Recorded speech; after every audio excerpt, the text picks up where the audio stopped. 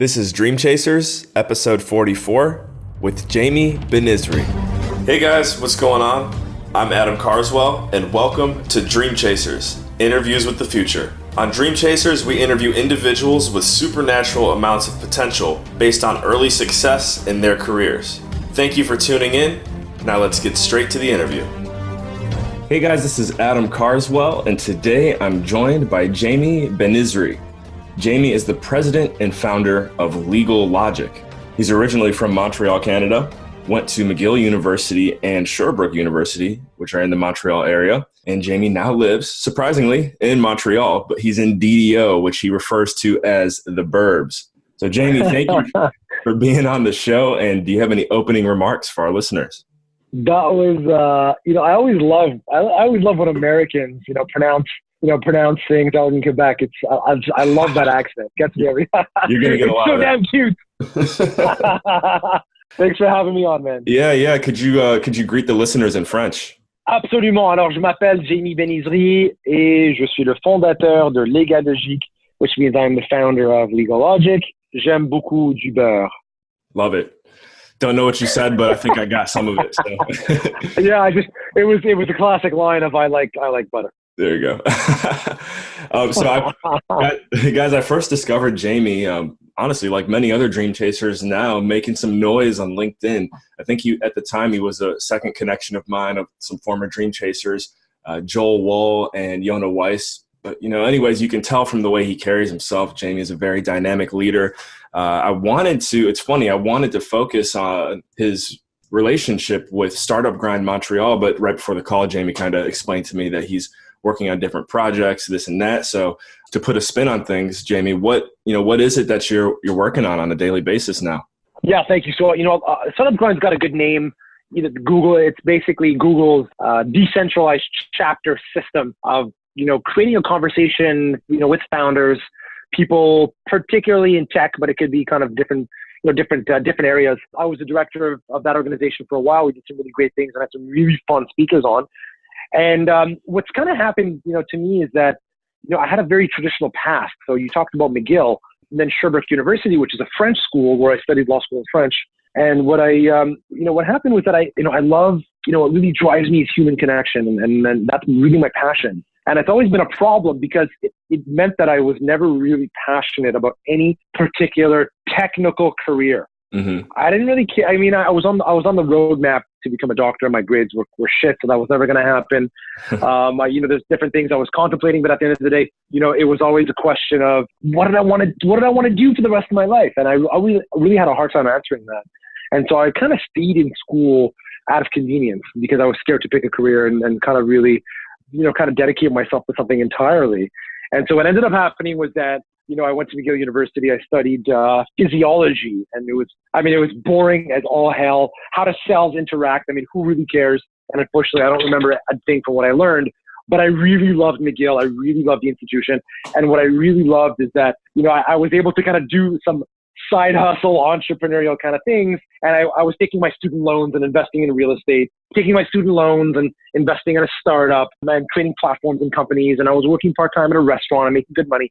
And so once I finished that and rolled into law school, kind of by accident almost in the Eastern Townships, by the time I got out, I was ready. I was sick of the theoretical world. I was ready to do something really tangible. And once I learned the industry, I said, bam, you know what? I'm ready to put my mark on the industry. Told my wife that this is what I want to do. And she reluctantly, shook her head and kind of, said, I guess you're going to do whatever you want to do. And, almost 8 years later, I'm still grinding and trying to verbalize law in the way that that it makes sense for me as an entrepreneur, and kind of helping the future leaders get access to legal services and create a conversation about law that, in my eyes, never really existed.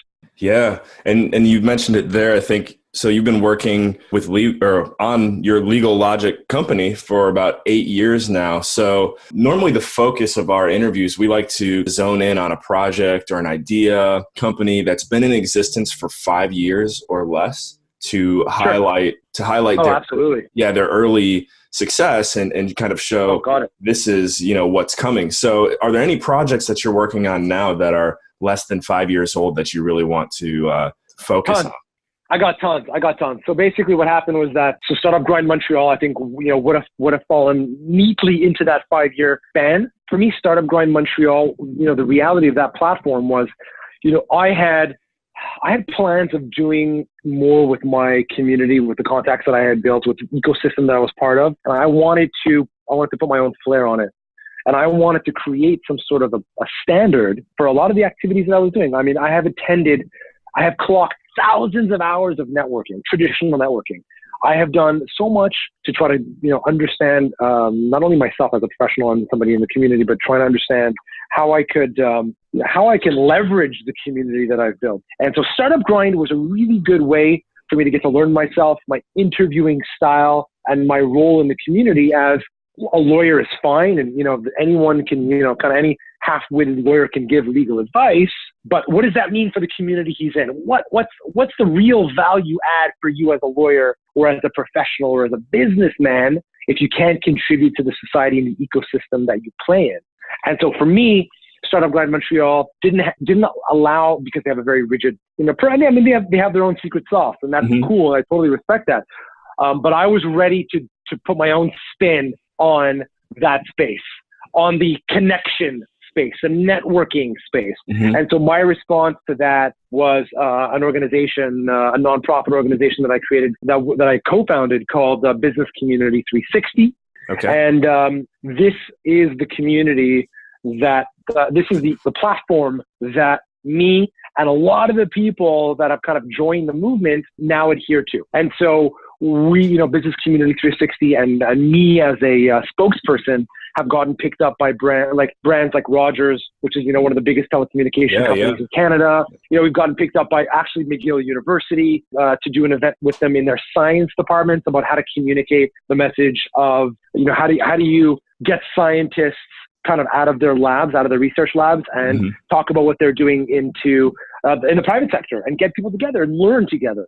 And so Business Community 360 was that opportunity, gave me that platform, and it's kind of become this branded platform where the community comes along with us on this conversation within our business community and within our foundations that we're creating to raise money for different causes.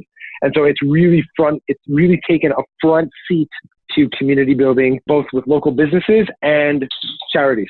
I love that, especially the networking aspect, the connecting aspect. That's something that I'm a huge fan of, simply because I love doing it. So definitely want to get some more information here about Business Community 360. But you know what, Jamie? It is time to step into the next level chamber.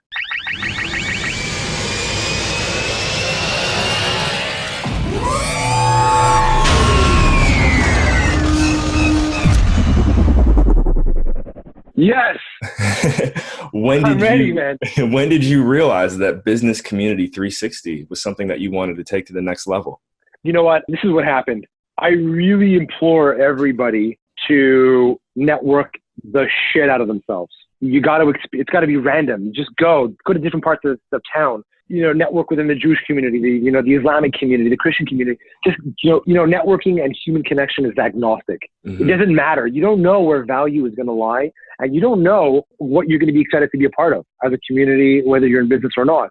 And so, for me, what had happened is that I had clocked so many hours networking, going out, meeting people, building my brands and my reputation, that after so many years of doing the traditional networking circuit, I was ready to put my own spin on it, because I felt that the events that I was going to lacked the engagement, lacked the follow-up, lacked the oomph that I was looking for to create real value. And we spent so much time after hours building, trying to build networks and doing business. And I really wanted to capture a lot of the value that gets dissipated and that's not focused on when, all these people get together. And really that was my impetus. And then that's when I walked away a little bit from, not completely, but I shied away a little bit from classic networking and classic, the traditional handshake and business card exchange to a lot more immersive conversations about things happening in your backyard.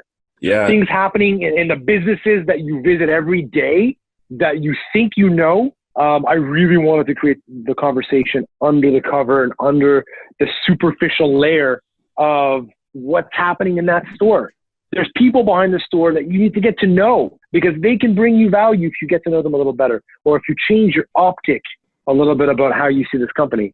I wanted to bring, people that don't normally come together, conversations that are not normally had in this space. I wanted to create that. I wanted to be a fire starter for that kind of a concept. And that's, for me, when I walked away, assembled a crew, and really started developing a brand around how we thought that connections and networking should be done. Yeah, and clearly it seems as though you have a very strong gift or talent for networking to begin with. Maybe it's just kind of part of who you are. What do you believe, with that being said, has really, if you had to zone in on one thing that differentiates you with your average networker, for example, what is that? Yep.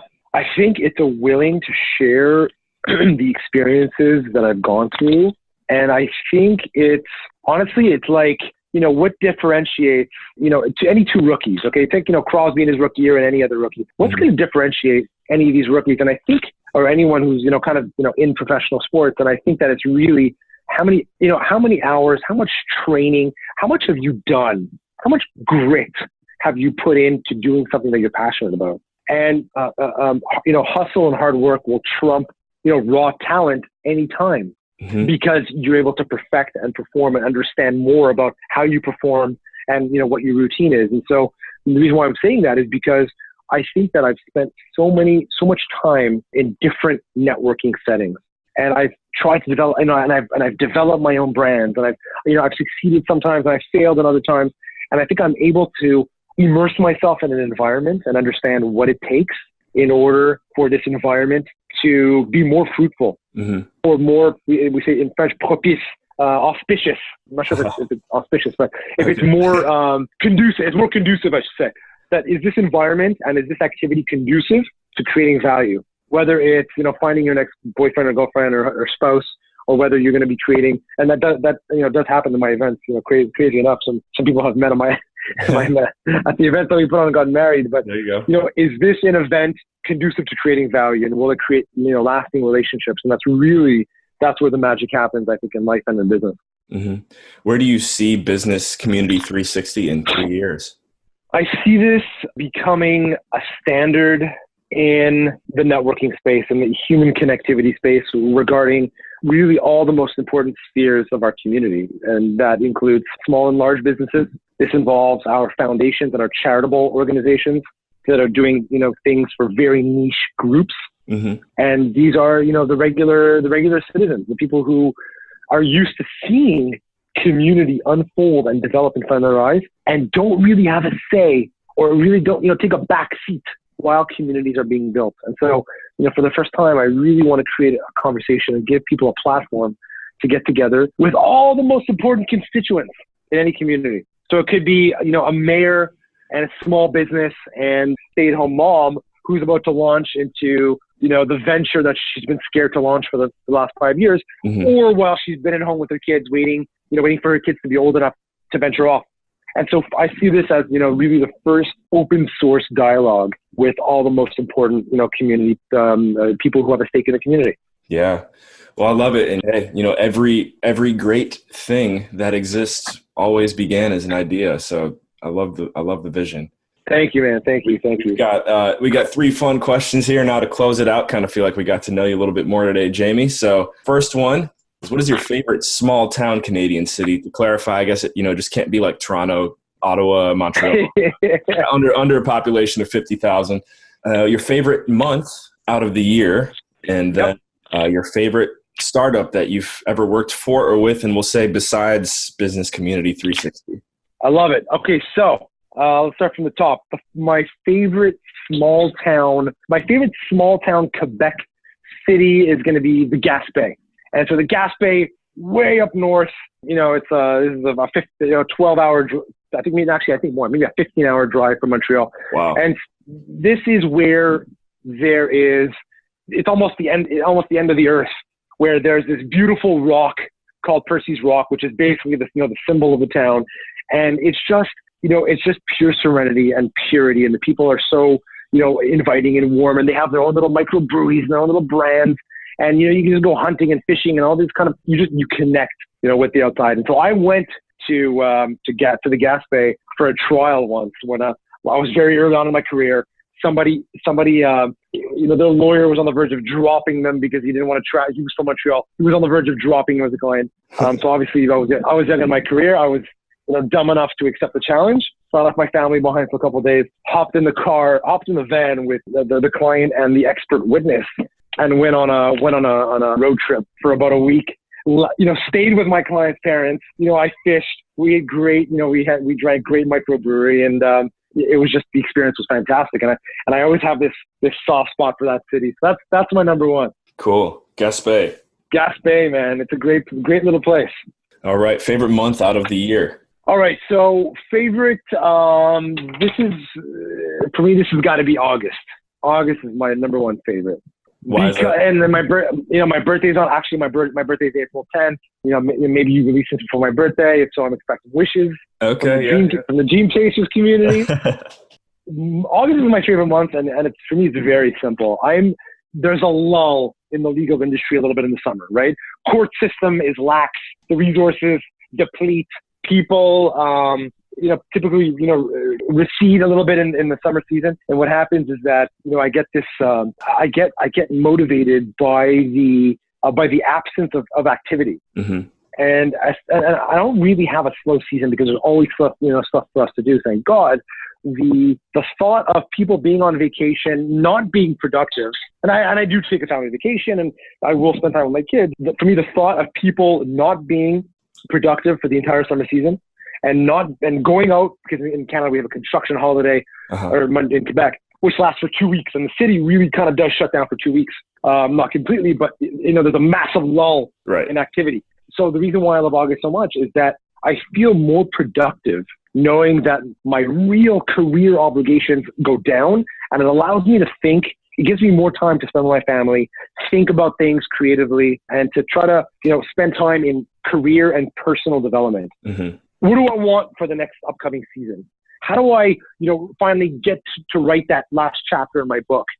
How do I get to rewrite, that part of my website that I never have time for during the year? Right. And so for me, August is that month where I get to, take on more kind of personal fulfillment and career fulfilling things in order to kind of better prepare myself for the year ahead. Nice. I love that. Yeah, I love that. And I'm going to think more about that too as we enter into August of this year now. Sure. Jamie, what's your favorite, as we mentioned, what's your favorite startup that you've ever worked for with besides Business Community 360? My favorite startup. This is going to be a little taboo just because I work with startups all the time. Uh-huh. I'll tell you the kind of startup that I love working with, because there's a pattern. I think there's many of them. So I can't give you one in particular. Uh-huh. What I can give you is that, I can maybe drop names, but my favorite startup is the one that has the following criteria, because every startup has its own dynamics. My favorite startup is the one where clients come and see me right after they've quit their job, or that there's no more side hustle, or they've left their job and they've decided to commit themselves wholeheartedly. Mm-hmm. And that for me has always been, there's always people that kind of think about doing something or not ready or will call me back. The ones that just quit their job or just leave their job or kind of, just get out of school and don't even want to get into the workforce because they're so excited to start. And they come and see me to set up their corporation, their shareholder agreement, because as co-founders, they're getting their trademarks. Those are the guys that for me go all in. Mm-hmm. And what I like to say, burn the ships that brought them here behind them, so that there's absolutely no escape clause. There's no escaping what they're getting themselves into. It's either, failure or death, success or death. For me, that is the one criteria that I look for, and that hunger for the person to be completely consumed by their passion. And if I don't see the hunger for passion, and I don't see the fact that they've gone all in, it's very difficult for me to believe in what they're doing and to try to give them access to the resources that they're sometimes looking for me. Jamie, how do you connect me with this? How do you do this? Help me get to the next level. For me, it's not just legal. Legal is the starting point of a conversation for me, uh-huh. but it's not the it's not what drives and continues my relationships with my clients. So, if you're able to manifest those two feelings, in a startup, those are the guys that I want to spend time with, guys or girls that I want to spend time with. Perfect. Well, hey, all you startuppers out there listening, you heard it here. So Jamie, what's the best way to get in touch with you? You can hit me up on any single social media platform known to man. LinkedIn, Jamie Benizri, Instagram, J Benizri, Facebook, Snapchat, Legal Logic, one word. Just hit me up. I love to chat and I love to connect with your community, and I'm looking forward to getting to know your community a little better, man. Absolutely. Yeah, this has been a great call. Thanks for hopping on with me here. I know we had some scheduling conflicts, but we made it happen. We made it, brother. We made it. This is good, man. This is therapeutic. Thank you for your time, and thanks for having me. Absolutely. Guys, thank you for tuning in to Dream Chasers, Interviews with the Future. We'll catch you in the next episode. Remember, in all you think, say, and do, take it to the next level.